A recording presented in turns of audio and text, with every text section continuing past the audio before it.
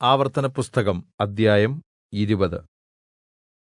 നീ ശത്രുക്കളോട് യുദ്ധം ചെയ്യുവാൻ പുറപ്പെടുമ്പോൾ കുതിരകളെയും രഥങ്ങളെയും നിന്നിലും അധികം ജനത്തെയും കാണുമ്പോൾ പേടിക്കരുത്. ഈജിപ്റ്റ് ദേശത്തുനിന്ന് നിന്നെ കൊണ്ടുവന്ന നിന്റെ ദൈവമായ യഹോവ നിന്നോട് കൂടെ ഉണ്ട്. നിങ്ങൾ യുദ്ധം ചെയ്യാൻ തുടങ്ങുമ്പോൾ പുരോഹിതൻ വന്ന് ജനത്തോട് ഇപ്രകാരം സംസാരിക്കണം: യിസ്രായേലേ, കേൾക്കുക.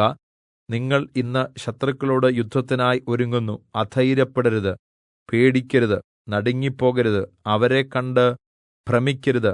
നിങ്ങളുടെ ദൈവമായ യഹോവ നിങ്ങൾക്കുവേണ്ടി ശത്രുക്കളോട് യുദ്ധം ചെയ്ത് നിങ്ങളെ രക്ഷിപ്പാൻ നിങ്ങളോടുകൂടി പോരുന്നു.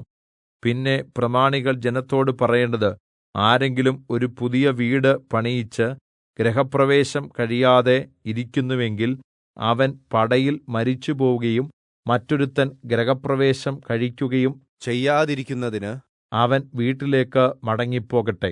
ആരെങ്കിലും ഒരു മുന്തിരിത്തോട്ടം ഉണ്ടാക്കി അതിന്റെ ഫലം അനുഭവിക്കാതെ ഇരിക്കുന്നുവെങ്കിൽ അവൻ പടയിൽ മരിച്ചുപോവുകയും മറ്റൊരുവൻ അതിന്റെ ഫലം അനുഭവിക്കുകയും ചെയ്യാതിരിക്കേണ്ടതിന് അവൻ വീട്ടിലേക്ക് മടങ്ങിപ്പോകട്ടെ. ആരെങ്കിലും ഒരു സ്ത്രീയെ വിവാഹത്തിന് നിശ്ചയിച്ച ശേഷം അവളെ വിവാഹം കഴിക്കാതെ ഇരിക്കുന്നു എങ്കിൽ അവൻ പടയിൽ മരിച്ചുപോവുകയും മറ്റൊരുവൻ അവളെ വിവാഹം കഴിക്കുകയും ചെയ്യാതിരിക്കുന്നതിന് അവൻ വീട്ടിലേക്ക് മടങ്ങിപ്പോകട്ടെ. പ്രമാണികൾ പിന്നെയും ജനത്തോട് പറയേണ്ടത്: ആർക്കെങ്കിലും ഭയവും അധൈര്യവും ഉണ്ടെങ്കിൽ അവൻ വീട്ടിലേക്ക് മടങ്ങിപ്പോകട്ടെ. അവൻ തന്നെപ്പോലെ തന്റെ സഹോദരന്റെ ഹൃദയത്തെയും അധൈര്യപ്പെടുത്താതിരിക്കട്ടെ. ഇങ്ങനെ പ്രമാണികൾ ജനത്തോട് പറഞ്ഞു തീർന്നശേഷം അവർ സൈന്യാധിപന്മാരെ സേനാമുഖത്ത് നിയോഗിക്കണം. നീ ഒരു പട്ടണത്തോട് യുദ്ധം ചെയ്യുവാൻ അടുത്തു ചെല്ലുമ്പോൾ സമാധാനം എന്ന് വിളിച്ചു പറയണം. സമാധാനം എന്ന് മറുപടി പറഞ്ഞ് പട്ടണവാതിൽ തുറന്നു തന്നാൽ അതിലുള്ള ജനം എല്ലാം നിനക്ക് ഊഴിയവേലക്കാരായി സേവ ചെയ്യണം.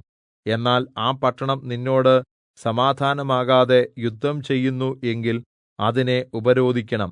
നിന്റെ ദൈവമായ യഹോവ അത് നിന്റെ കയ്യിൽ ഏല്പിച്ച ശേഷം അതിലുള്ള പുരുഷപ്രജയെ എല്ലാം വാളിന്റെ വായ്ത്തലയാൽ കൊല്ലണം. എന്നാൽ സ്ത്രീകളെയും കുട്ടികളെയും നാൽക്കാലികളെയും പട്ടണത്തിലുള്ള സകലവും അതിലെ കൊള്ളയും നിനക്കായി എടുക്കാം. നിന്റെ ദൈവമായ യഹോവ നിനക്ക് തന്ന നിന്റെ ശത്രുക്കളുടെ കൊള്ള നിനക്ക് അനുഭവിക്കാം.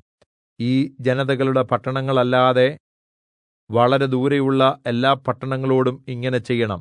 നിന്റെ ദൈവമായ യഹോവ നിനക്ക് അവകാശമായി തരുന്ന ജനതകളുടെ പട്ടണങ്ങളിൽ ശ്വാസമുള്ള ഒന്നിനെയും ജീവനോടെ വെക്കാതെ ഹിത്യർ, അമോര്യർ, പെരിസ്യർ, കനാന്യർ, ഹിവ്യർ, യെബൂസ്യർ എന്നിവരെ നിന്റെ ദൈവമായ യഹോവ നിന്നോട് കല്പിച്ചതുപോലെ ശപഥാർപ്പിതമായി സംഹരിക്കണം.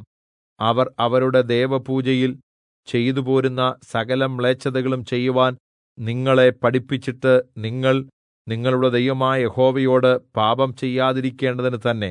യുദ്ധത്തിൽ ഒരു പട്ടണം പിടിക്കുവാൻ അത് വളരെക്കാലം ഉപരോധിക്കേണ്ടി വന്നാൽ അതിലുള്ള വൃക്ഷങ്ങൾ കോടാലികൊണ്ട് വെട്ടി നശിപ്പിക്കരുത്.